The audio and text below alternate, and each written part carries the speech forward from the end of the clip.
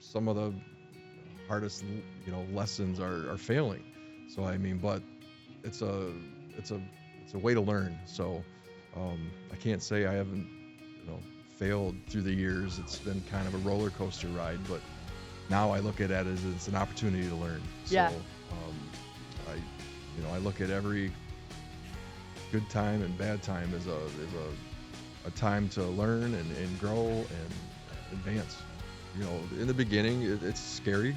You know, chances are a lot of people don't know you. You're not going to open a business and just have all this business just come flooding with you. It starts with reputation and getting the word out. So being persistent, being just there, don't ever stop, don't ever quit. Eventually it will come. For some companies, I know, like, in a few years, their companies have evolved and advanced quickly, where, like, ours, it was, an up and down all the way. But now we have a customer base after 20 years, a large base that, our phones are always ringing. So just don't stop. I always told myself, just don't ever quit, don't ever stop, because you can't fail if you don't quit, right? But just make sure you love it. Sometimes it's, people, they chase money, or people are telling them to go one direction. Just always focus on doing something that you love, and you'll never regret it.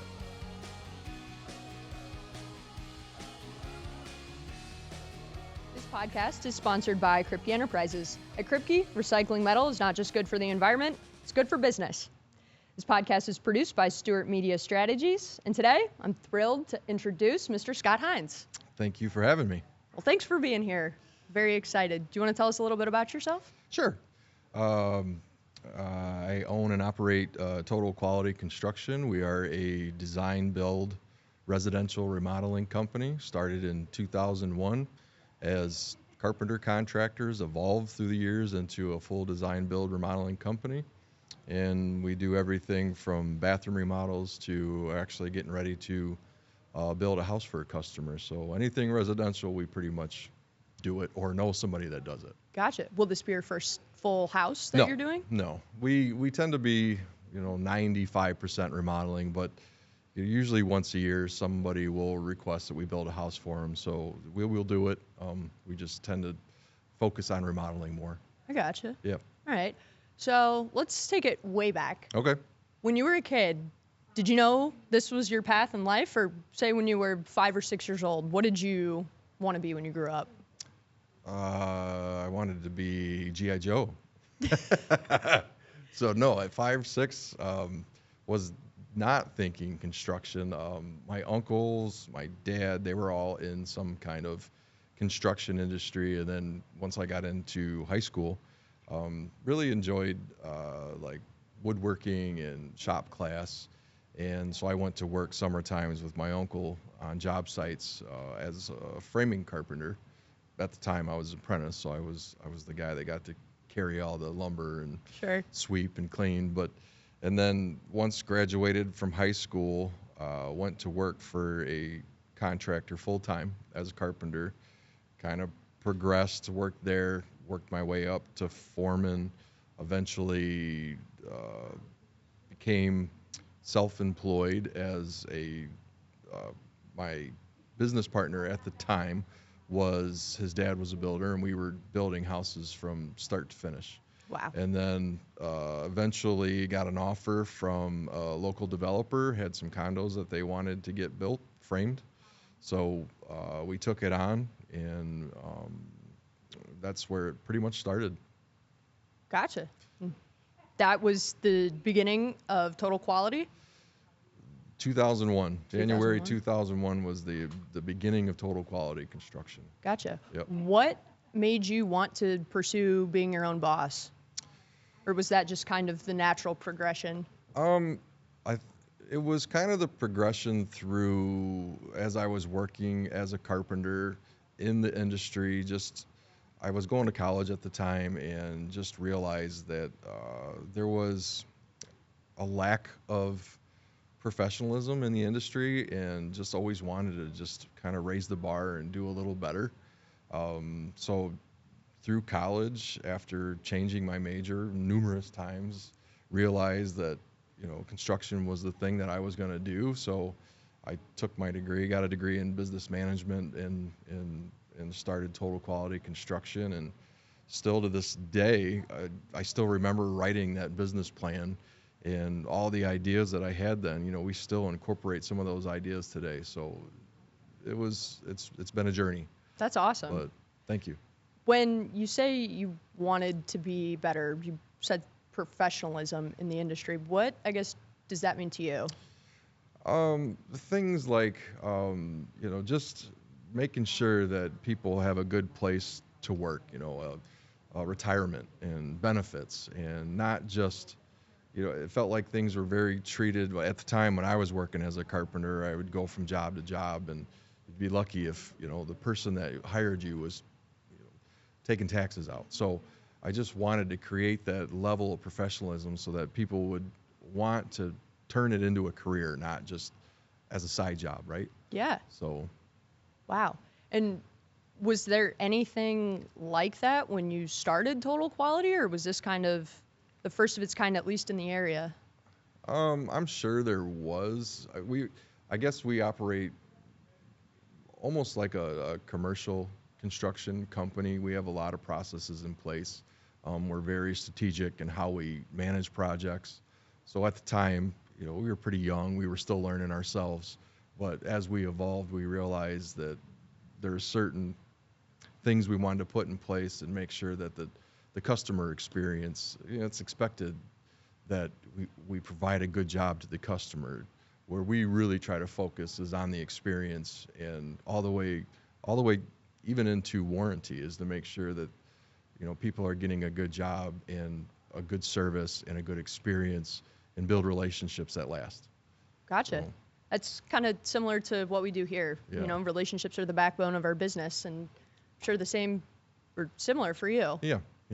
We have a lot of customers that, as a matter of fact, even last week, I've done projects for that were 15, 20 years old, and they still call us today. Like, before it was their kitchen, today it's their bathroom. They just continue to call us because we're just trying to create that positive experience. Absolutely. So, yeah. That's really neat. So was it just you starting this on the ground floor, or I guess who all went into getting Total Quality up and at 'em? So when we were carpenter contractors, I had a business partner at the time, and that lasted all the way up till about the recession. The recession hit, and we found out really fast that the work was starting to run out. So we started to change gears and started doing a lot more government work, because we figured that work would always be there, and which got us into general contracting or remodeling, working with the city and doing rehabs and restoration and lead abatement, and all those things meant that we were managing projects and managing other trades. That was kind of the big dividing factor of, my business partner at the time. He wanted to do more of the production carpentry. I wanted to move on to remodeling and design build, and we separated. So today, it's just myself as the owner. I have 2 designers on staff. I have a production manager on staff, operations manager, 3 carpenters, and a director of marketing. So we really are focused on trying to grow the company and still give customers and the staff, everybody around us, just that positive, happy environment. Right. Yeah. I gotcha.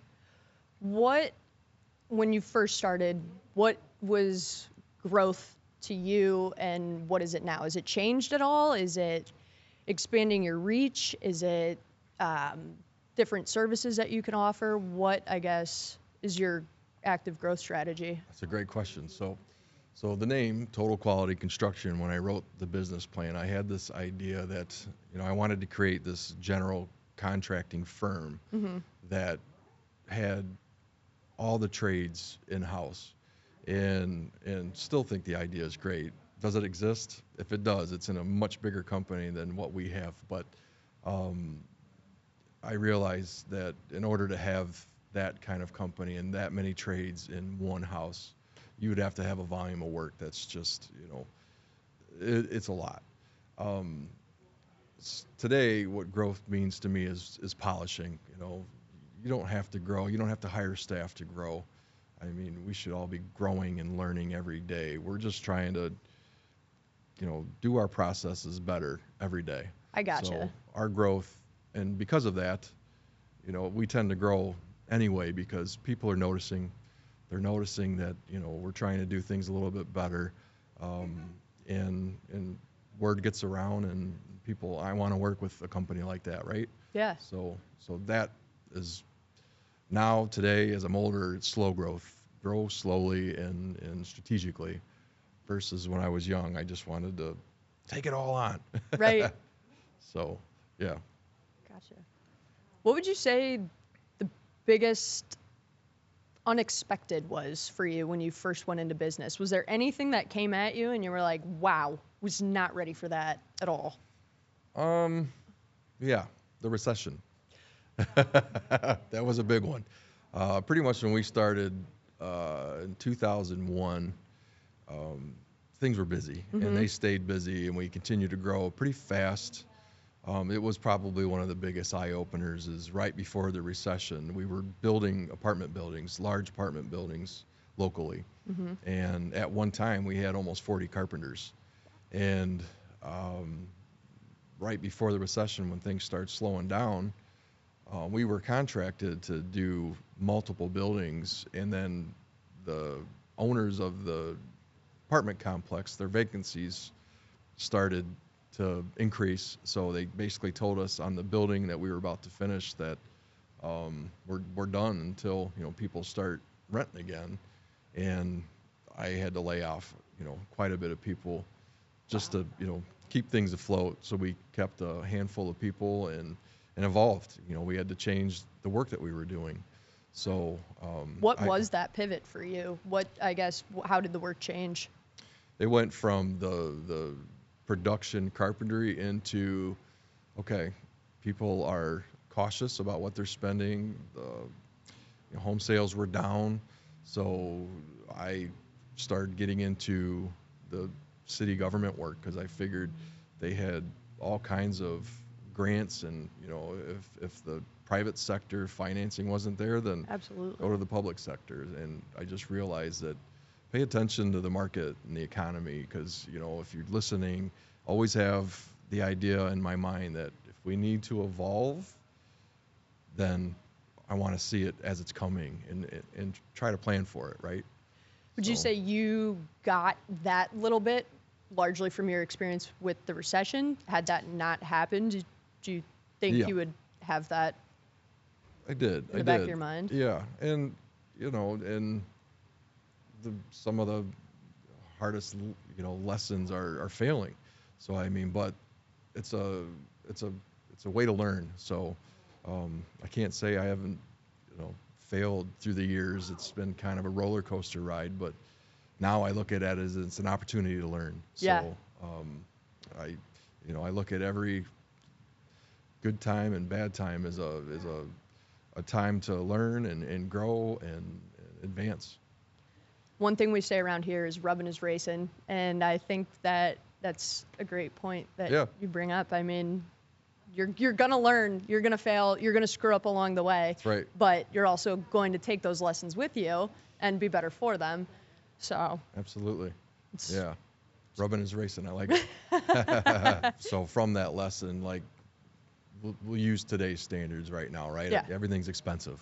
Yeah. Materials have gone up, food has gone up, everything is just the price to build has gone up. So what we've done is tried to focus on supplying just about everything that we can in-house, so still having that total quality construction mentality. So instead of buying things through a lot of middlemen, trying to buy direct, Gotcha. finding ways to get things a little bit less expensive or buying things in bulk, so that we can try to keep our pricing somewhat competitive and reasonable. Absolutely. Because things have gone up quite a bit, and the cost to build a house even 5 years ago is so different than what it is today. So we're trying to get creative and find ways to, keep costs down. So so And kind of with that, obviously there's a lot of talk of tariffs with Canada and Mexico as well as other nations, and retaliatory tariffs are obviously a compounded fear or concern, I guess, rather. What is there any way for you as a business owner to prepare for that right now, or what does that look like for you guys? so we've talked about that a lot, and a lot of people are nervous. A lot of lumber comes from Canada. A lot of things come from China. So we're just trying to buy more locally.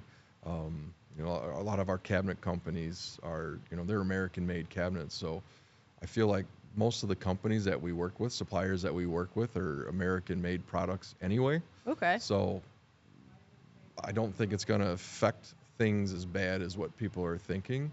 Some items like lumber will probably go up, but I feel like it's relative. I mean, eventually interest rates will go down, so I think the government's trying to do a balancing act, right? So um, we listen to the news, we pay attention to what's going on, but as of right now, the tariffs, you know, they're not affecting us, and if they happen, then we will change course and do what we need to do to still stay competitive. Sure. Is that something that's obviously we don't know till we know, Right. till they're out there, but is that something that's always kind of in the back of your mind or has been in the back of your mind the last couple months now? Couple 20 years Well, now. yeah, sure. Yeah, there's always what we do is sell services and products to people. So it's always in the back of our mind is how can we do this better, but not cost the customer that much more money. So we're always trying to find ways to do it more efficiently. So back to the processes, if there's a way that we can do our processes better, more efficient, use technology, so that we can cut costs in other places. If there's going to be tariffs on lumber, then let's see where we can save in other areas so that it'll balance out. Are there any challenges or frequent struggles, I guess, that you have or people in your industry might have? Skilled workers.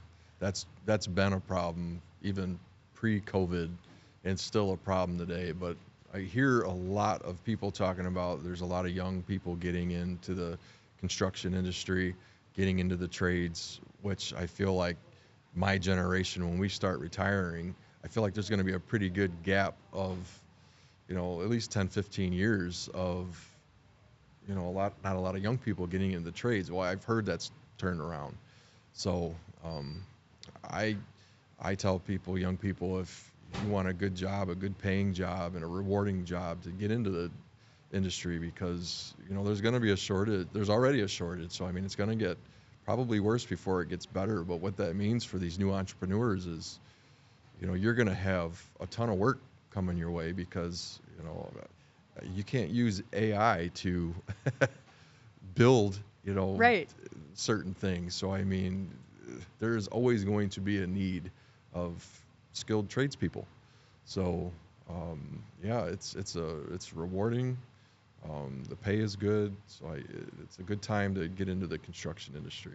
Let me ask you, because that's something that we talk about a lot in the recycled materials industry is, how do we get the next generation involved? How do we get the next generation of people interested or even knowing about the industry? For you, what do you think needs to happen for more, say, high school kids coming up, the awareness and the opportunities that I feel like out there? events at, say, high schools, things like that, get out there and talk, and probably podcasts like these. I mean, a lot of the young people today are on some kind of social media somehow, right? Right. So I think a lot of them probably don't know, and I feel like having events at their high schools, having job fairs, anything that will talk about, what kind of career that you can actually build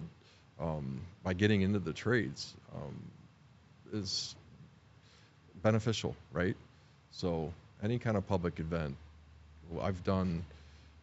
I think it was just a couple weeks ago we did a ethics forum with the Better Business Bureau, and to hear these young people, young leaders talk about them wanting to get into the construction industry was very rewarding for me because I was like, wow, these were really intelligent young people and a lot of drive, and they were really interested in asking questions about remodeling, and I thought that's fantastic. So um, more events like that, any kind of event where you can just build some awareness, I think will be helpful. All right. Now, for those who are who are maybe currently working for someone else, maybe they want to go out on their own, do you have any advice for someone who's looking to set out on their own? Ooh, that's a tough one. Um, yeah, confidence and don't stop. If you have a skilled trade behind you, you're a skilled tradesman of any sort. In the beginning, it's scary. Chances are a lot of people don't know you. You're not going to open a business and just have all this business just come flooding with you. It starts with reputation and getting the word out. So being persistent, being just there, don't ever stop, don't ever quit. Eventually it will come.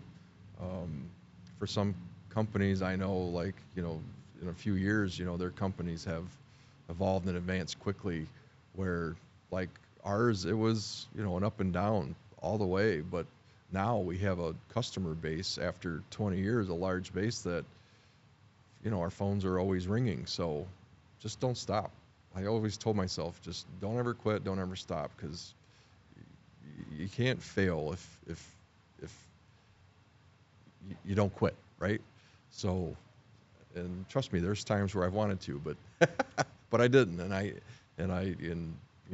fought through it, and I'm happy did so. When you were down and not really feeling too great, what got you out of that? What helped you have that in you to be like, no, I want to do this, I want this, I'm doing this? Or is that just you? Part stubbornness, Okay. and the rest would probably be my wife, Brenda. She's been my wing woman, my support. She's always been there to help pick me up, when things were tough. But and persistence. It was a trade I loved. I still love. I still do it today. I'm not the one swinging the hammer much anymore, but any chance that I get to, I still do it. So I I I told those high school students at the ethics forum, I said, whatever you decide to do, just make sure it's something you love doing, because you're going to look back and 20 years goes by really fast, and just make sure that whatever you're doing, you're at the perfect position right now that you can do whatever you want, right? But just make sure you love it. Sometimes it's people, they chase money, or people are telling them to go one direction. Just always focus on doing something that you love, and you'll never regret it. So to the guy who's got a good job, but really their dream is doing something else, you say take the leap? Well, yeah, Well, okay. I mean, I did it myself, so I mean, Right. so it's easier said than done, but in my mind, yeah. I mean, if you got a dream, go after it, right? Um, Especially if it's something that you love.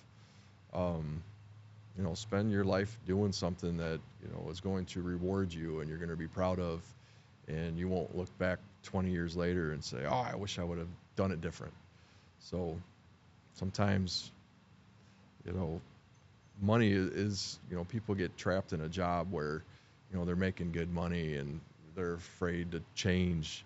And as you get older, that gets even more of a tougher decision and more of a tougher decision. So start early, and if you think you would love it, go after it. That's I can hear a lot of advice. parents right now saying, you know, I but think that's good. I do. I mean, just do what you love. Yeah. I heard fear kills more dreams than failure ever could, something like that. And I Absolutely. think it's probably pretty accurate, Yeah. you know? Yeah. Yeah. So you got to have a little bit of adventure in you to start your own business, but it can be very rewarding. So take the adventure, right? I think so. Yeah.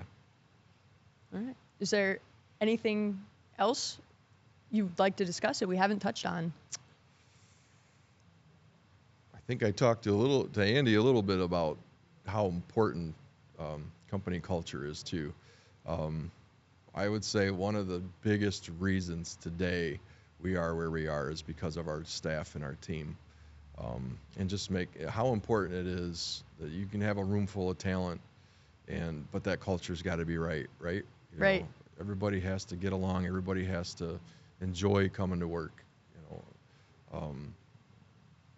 Minimize stress. So I can't stress enough how grateful I am for my staff, my team, and the openness that we communicate.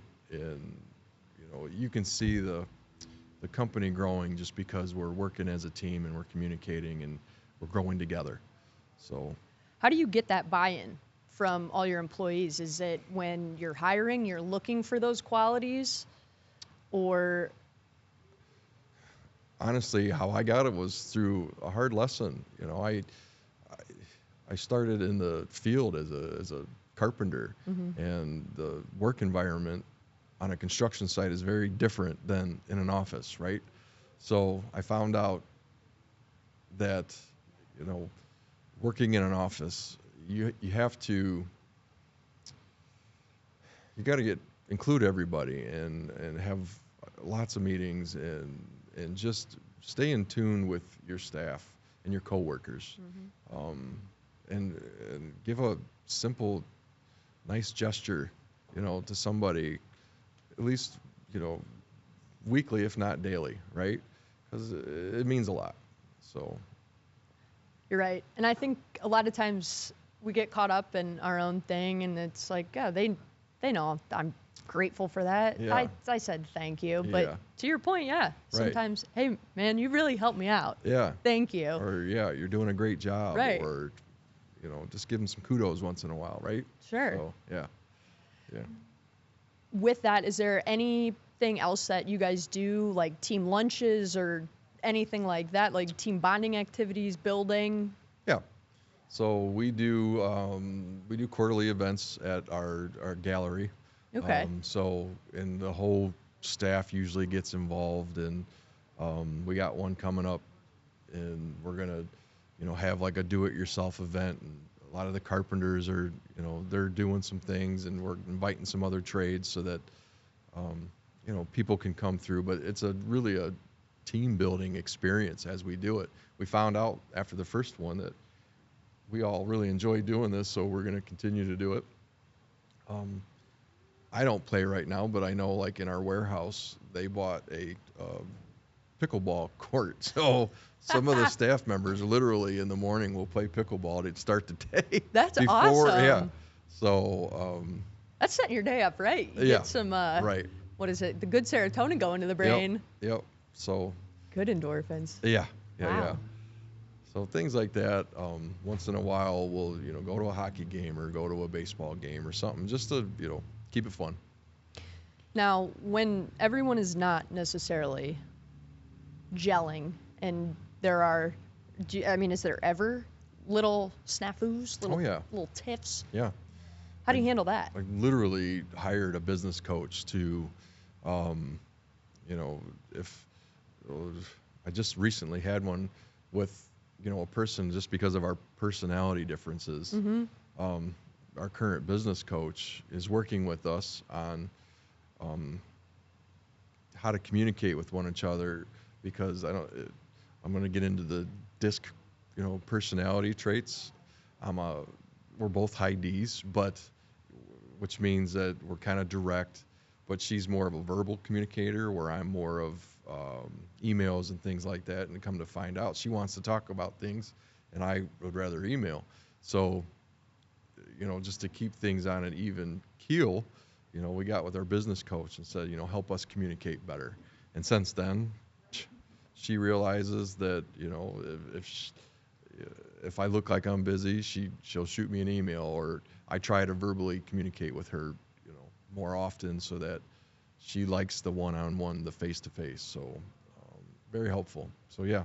Understanding how each other communicate. Yeah. Yeah. Yep. That's big. Yeah. You learn that in team situations. Not everyone Right. reacts to the same coaching or the same feedback. Right. Or feedback in the same way, rather. Yeah. And yeah. Everybody communicates in their own way, in their different way, and reacts to social settings differently. So I mean, you have to, especially when you're in an office with multiple people, you have to be aware of the people that you work with, and know how to treat one another with respect. Absolutely. So, yeah. Absolutely. Is there anything in your office that you think you would like to share with other business owners, aside from the communication part? Is there anything that has really helped you guys build and grow as a team? Yeah, our office space. There was a time that we operated out of our house, and Wait, everyone in one house or everyone in their own house? well, we were smaller then, so it was literally 3 of us working in a sunroom addition. Gotcha. Years ago, and probably due to the recession. And then once things started picking up again, we got our office space, and just that environment of having that dedicated workspace for office space for people, it just was a game changer. And then because of what we do, we expanded. Now we have a showroom / gallery, and we've made it very warm and welcoming. And that, again, just the more that we do and make that customer experience warm and inviting, again, is a game changer. So, and it's fun because we're always updating the space and making it more comfortable, more welcoming, showing new technology and new products. So it's fun. You get to be creative. Yeah. So where can people come see your gallery? So we're on Centennial in Findlay Business Park, 3315 Centennial. We're in Suite I and H. So I said we expanded. So we've always been in Suite I. We expanded into Suite H. So half of it's the gallery, half of it's the office space. So, or they can get on the website in www.totalqualityconstruction.com. All right. And you can check out the website, see some photos, even shows a little bit of the gallery, and there's a cool price guide tool on there that we're using right now, so that people, if they're unaware of what their project might cost, they can go to our website and play around with our price guide tool and try to create a budget. So, wow, that's awesome. You're really giving it all to the customer and kind of letting them just go at it. Yeah, That's cool. It's like, there's a huge trend right now for self-selling. People want to go online and be able to make up decisions on their own, and so we're trying to build that transparency into our website so that you can get an idea of costs, and then if you have further questions, contact us. That's awesome. So, that level of transparency is huge. oh yeah. At least on the consumer side. People want to know what's going on. Right. And everything's at our fingertips today, so we're trying to adapt again. Absolutely. So. Well, thank you so much, Scott, for being here and sharing your story with us. We really appreciate it. Welcome. Again, thanks for having me. It was fun.